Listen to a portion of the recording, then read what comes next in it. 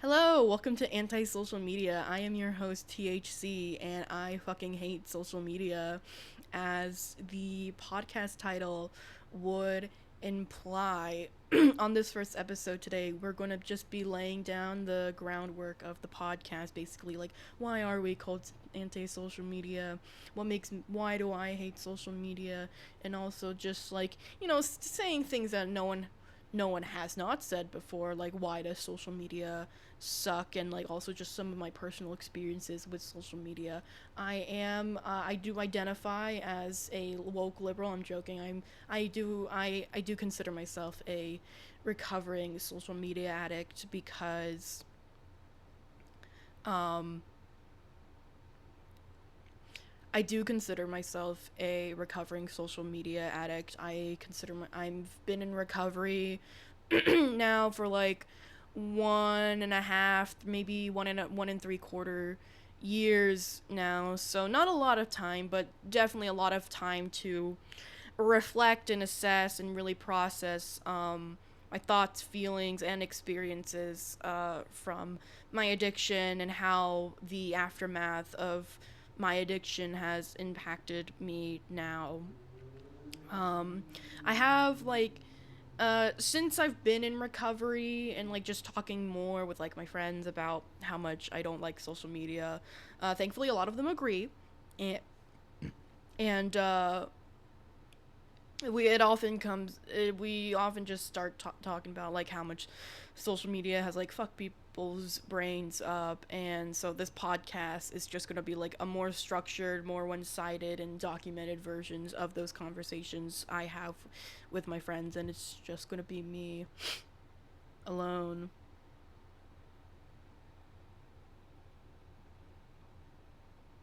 Sorry, I had to add that in because my co-host dropped out. So, but I know he will be listening. Hi, buddy. Anyways, I want to emphasize that I'm not going to be like other comedic commentary podcasts, or channels. I feel like they often always have like an underlying anti-social media messaging in it, because all the topics they tend to cover focus on like someone who's making a fool of themselves on the internet. And but the videos they or the content that they produce, it'll often focus on like the one person, like their actions, rather than the structure of social media as a whole, which instead advises people to act like dumbasses on the internet. And it's not that my co-creators in this sphere never bring up like how this is because of like the structure of social media, but like if they did, then that would be convoluted like basically every episode. And also like some of them make their livelihood off it, so it's an unfortunate tightrope they have to walk with that. But the episodes I have planned out so far, they're much more general. I'm not going to be focusing or honing in on like any particular like Twitter main character of the week or something like that. My focus is going to be more on the social slash cultural movements that have been created slash and or empowered by social media under a capitalist economic system. Oh my goodness. Oh my god. I always do this. I always do this with water. It always goes down like the wrong pipe. I was trying to be suave while drinking my water. I was not suave.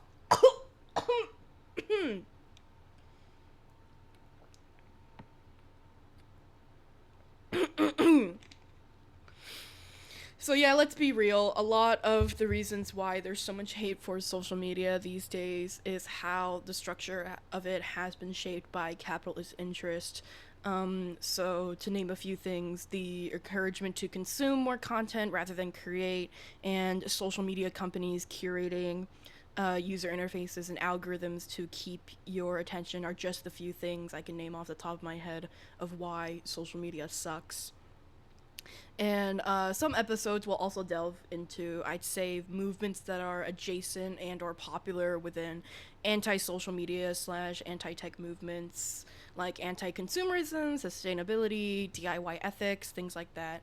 I've also been developing a huge interest in the history and current happenings of the punk subculture, uh, referring again a core one of the core values I'd say from what I observe about that subculture is like the aforementioned DIY ethics.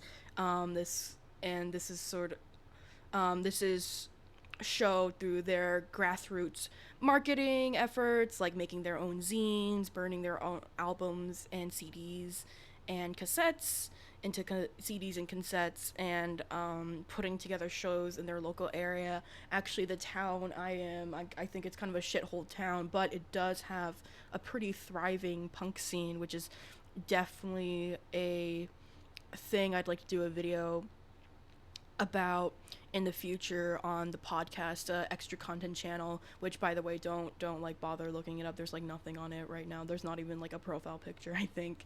So but I definitely think part of my attraction, I think, to the punk subculture is like feeling this nostalgia for something I've never experienced.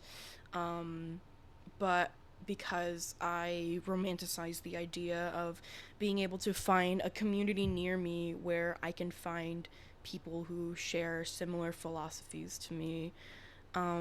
So anti-social media is how you read out the name of the podcast, but why is it stylized that way? Anti-social parentheses media parentheses. The artsy reason I'll give is that it's a metaphor for how social media has disconnected us from our peers and communities, thus fostering antisocial behavior. And the dark comedic reason, which is still true, is that I've found it harder to connect more personally with my peers. And before I elaborate more on that, I'd like to give some context that of when I sent an earlier draft of my script to my friend Joyce. She um she said that it sounded like a cry for help, and I'll be really honest, and I mean this to my core. I I th- I think this whole podcast like kind of is. I think when people first hear and think of social media addiction, they'll imagine someone with like this glazed over expression, and like they're just like staring and scrolling on their phone, and yeah, like it looks like that on the outside, but internally, especially as I've been reflecting for a year and a half now, I'd say that the internal experience is more so similar to traditional addiction. And funnily enough, while I have not read much on the experiences of traditional addicts, a video that helped me come to this conclusion came from the channel Leon Talks a Lot, where in his video called "The Most Accurate Depiction of an Addict," and it's about this character named Kate from the game Fallout 4, and she's addicted to this steroid type drug. And in the video, Leon also talks about his experiences as an alcoholic, and he says that the line that hit him the most, that made Kate's addiction so relatable, and also like just really hit me, of how her addiction was so relatable, was that the pain from her addiction was described as from stabbing to dull. And I truly do recommend watching this video about how this character's addiction is written, because even though it was two totally different methods, it like really hit too close to home to me for how this experience felt so similar to my social media addiction, from stabbing to dull. um I've seen from myself and others that we often use constant stimulation to quiet our inner voices, which I feel like prevents people from being introspective, and it limits our social intelligence. And I feel this way about myself a lot with my social media addiction. And I genuinely think that if I didn't have like my amazing therapist who was helping me back in the day when it was so bad, like I'd genuinely be dead. It was so bad. And again, I don't want to like disclose too much of what I saw, that like from throughout my addiction, and like what it was that fucked me up so much, but it wasn't like gore or weird porn. It was more I was seeing firsthand people just straight up posting and profiting off of disgusting content or enabling their toxic communities, and just to be able to keep doing that out in the open, like on the internet for everyone to see and suffer no consequences. I saw this in a time of my life where I had little control or say over how I wanted my life to be structured, and to just still be able to see people like have comfortable lives while getting praise and money, even if like what they're doing is like objectively shitty. I really snapped then because of that. So yeah, this whole podcast is a cry for help. Like, consider this whole project, for however long it goes, to be my manifesto. Actually don't, because you never know what could change, but at the very least from this first episode nothing should change much. On that note though, I am doing better. I still consider myself in recovery, and I'm still trying to figure out, honestly, not just my life but how my days are going to look, because when you're not like scrolling, you have like all this free time now. And like, so far I've taken up scrapbooking as a hobby. I have like a huge sticker collection that I finally organized, and I'm so excited to do some spreads with that. And I've decorated my 3ds XL. Let me go grab that really quick. You can see it right here. It's so cute. We got Miku on there. We got Pom Pom on there. We got her girlfriend Ruka on there. We got Minecraft on there. I've been playing a lot of Pokemon X lately, actually, and um I didn't grow up as like a Pokemon kid, and I decided to play Pokemon X because that was the to like stay accurate to the lore, that was the Pokemon that came out around when I was 10. And like, as you know, you got to be 10 years old to be a Pokemon trainer. So this is probably the Pokemon that I would have grown up playing with if I actually like had someone buy the game for me. I actually was exposed to Pokemon first as like the anime, so I thought the anime came first and then the games growing up, but now I know better. Um, and by the way, stickering my 3DS, it was. I hope you didn't hear it, but there's some dickhead just blasting their fucking music down the street. I hope, you know what? I hope they fucking get in an accident. Anyways, jeez, okay, Jesus Christ, but it's so funny because I was just gonna talk about how like stickering my 3DS was a very like meditative experience for me, but like it was. So I do recommend just anyone go I got a lot of these stickers are actually from like Five Below and like Amazon.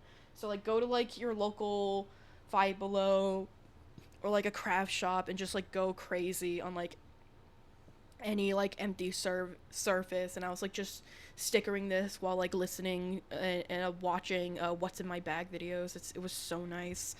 And then for scrapbooking, I haven't worked on a spread beyond one for like my 20th birthday, but I think the next one I'm gonna do is for the April 8th eclipse, because that's like the oldest big event that's happened to me, like that I have mementos of. And then my baby sister's graduation, which I even like have the program that I brought with me all the way up to college. I go to college out of state. um Going back to the topic of socializing with my peers, so a little bit more about me. When I was 17, I was put into an intensive therapy practice where I was also diagnosed with borderline personality disorder.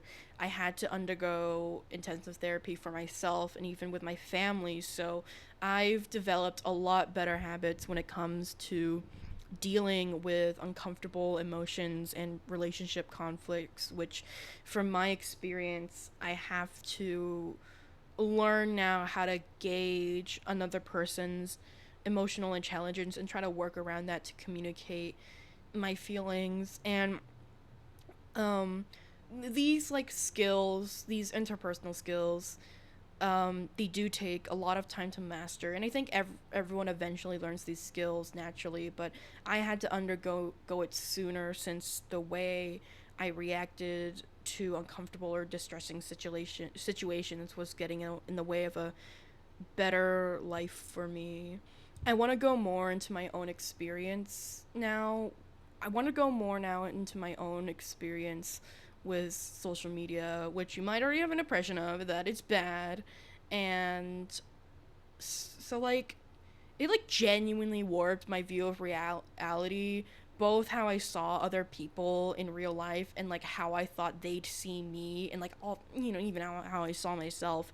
Like the spaces I found myself in on social media, in particular like TikTok and Instagram, it felt like I was like competing with other women and girls to like not only be like the best looking physically, but to also like have the best looking life.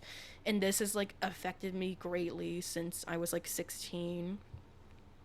I developed like a really bad shopping addiction, and there were a lot of influencers pushed onto my feed who like would promote this image of wholesomeness, but we're also engaging in like intense consumerism, which of course enables shopping addictions. And like that contrast between like the image of like wholesome positivity and like, but then like the damaging encouragement to spend, like really makes me upset with those accounts. And I think like this is just another prime example of social media forming to suit capitalist interests, as a lot of influencers these days really just like they make money serving as like billboards basically, especially when it comes to short form content. Like these influencers, they usually have like coupon codes, affiliate links, Amazon storefronts. These are all ways for influencers to have a stream of income as they get a piece from your purchase. So they'll make this aestheticized content surrounding like a product, or they'll use urgent language like so and so essentials, or you need to buy this, walk, don't run, etc., etc. And this is basically how overconsumption is enforced through social media. And funny enough, when I finished my first draft of this script, I started getting videos of my YouTube feed about underconsumption slash underconsumption core, and a lot of people have different definitions of the underconsumption trend, and even ask like why is it called a core. But for me, like, I define the underconsumption trend as like a countercultural trend that's been in the making for a while now. Like the economy is not doing so well, and I think a lot of people these days are experiencing fatigue from seeing over consuming but aesthetically pleasing content on social media. And on top of the topic of consumption habits, though, I've also been guilty of buying things just to be trendy. Like as a teenager, like oh my god, it's embarrassing, but I bought into the frog craze during the pandemic, and now I have like a handful of frog plushies like in my room back at home, which I think it's like that's a little more forgivable, since like at that age it's really normal to easily buy into trends, because like you're still exploring and identifying what you like since you're a teenager. And like I still have those plushies, and I enjoy having them, but I just like don't collect like I don't like specifically collect like frog plushies anymore. And like a lot of the new frog plushies I've been seeing these days, they're like really fucking ugly to me. Like the last frog plushie that I bought, and I only bought it because like I thought it was so cute, was that little frog plush from Palm Pounds. Oh my god. I'm just like, it's so cute. I'm having like cuteness aggression just thinking about it.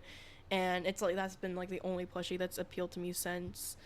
I like also in general like do need to stop buying things. I have like it's gotten better as I've been more so focusing on like purchasing things for creative endeavors, like like camera lenses for my phone so I can take like really cool pictures and such like that. Um, the kind of content I mentioned earlier about like the super aesthetic lifestyle slash like product placement short videos. I remember like being super obsessed with them. Um, and like and especially with like a subsection of those kinds of videos from when I was 16 to 18, and it's like the aesthetic unboxing and sorting like ASMR TikToks.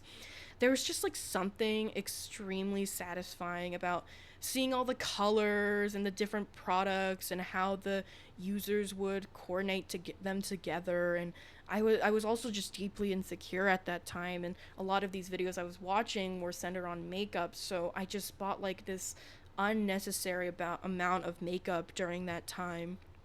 I still have so much makeup from then that I like don't use at all. And I think my thought process when I was purchasing it was that if I just had that product for some reason it like helped me feel better. And I think like it also didn't help at all that the products were so like neatly sorted on people's vanities, and it just looked so nice, and it just projected this like as this sort of image of an aspirational lifestyle. And I think this is just like another very prime example of how social media, and like this is just marketing in general, like this is like a strategy as old as capitalism of how it exploits your insecurities to waste your money and endorse excessive spending behaviors. And like only the difference now, it's kind of scary, a little dystopian, it's not like a marketing team, it's one influencer and like many more trying to get you to buy from their Amazon storefronts. And I don't want to blame individual influencers for taking advantage of a situation that can get them money. I think this is just what social media becomes. Under capitalism, people now actively make game plans to become influencers on social media, and if like they can afford to invest in like the aesthetic and expensive like mini fridges and containers to make satisfying restock videos, like that's like a viable plan that they can go with. But I will say though, I have a suspicion that a lot of these like lifestyle slash like uh, restock influencers are like people who are wealthy already, and a lot of them like are already like stay-at-home wives or even like stay-at-home daughters is something I've been seeing. And this is likely a routine that they already did, but now it's like done with a ring light and camera. Okay, now we're getting into the great amazing fun part. After deleting TikTok, I a week later I found that I don't feel as bad about myself. And one really eye-opening moment of this I can think of is that when I put together like this cute outfit, I actually like felt cute in it rather than like what I usually did before was like immediately comparing it to like other outfits I've seen online. And even if I did have that small feeling that it wasn't good enough, I was still able to be satisfied with what I was wearing because I knew like no one else is going to think about like I was lacking. I just think like other people will mostly think that it's just cute. And like a damaged self image is definitely like what made my social media addiction so bad. It's like it makes me feel so uncomfortable just thinking about the person that I became when when I was like deep into this addiction. I remember like I couldn't even walk around like just minding my own business. I couldn't just do that because I would compare myself to how other people looked and perceived me. And I like comparing myself to other girls, and like that felt terrible. And i I remember like this one horrible instance where I would literally like print out photos of like influencers, and I would compare my face to theirs to see like what was I lacking compared to them. And it was genuinely like unhealthy like behavior, and just this obsession with how I looked and how other people perceived me, rather than creating a strong foundation within myself to feel more secure about my self image and self perception. And like, there's nothing wrong with like having fun, but I feel like when I was like constantly consuming and seeing like content every day about like being the main character, I feel like I lost a sense of what it felt like to like just exist. um Social media is like its own different social ecosystem that you can just become easily consumed by and become stuck in a mindset where you feel like every day you need to have some sort of like exciting adventure or make the mundane seem important. But that's like unsustainable in like a weird way, and also like overstimulating as well. I remember like spending days like toiling over how my room was messy or unaesthetic, and it always just felt like I needed to buy more things and have this romanticized life. And like caring so much about things like that just detached me from reality and made me more concerned with how my own life looked rather than actually engaging in it. Um, so that's, my experience with social media, why I consider myself an addict and a recovering addict. And I think I think what I just said is actually probably a very common experience a lot of people feel, and a lot of and like sort of the attitude I do see in a lot of other sort of anti-social media content creators. Funny enough, that is a thing online, or like slow living content creators and their perspectives on social media. And like the main goal that we all share is that we just want to live more fulfilling lives and actually care about things that'll make us happier rather than care about the things that'll make like random strangers who don't know us at all like happier for some reason. I hope you enjoyed this first episode of Anti-Social Media. It was a little all over the place, and like from like just trying to lay the groundwork and then also talking about my experiences. Don't worry, further episodes will be more structured, and I hope to see you again. Thank you.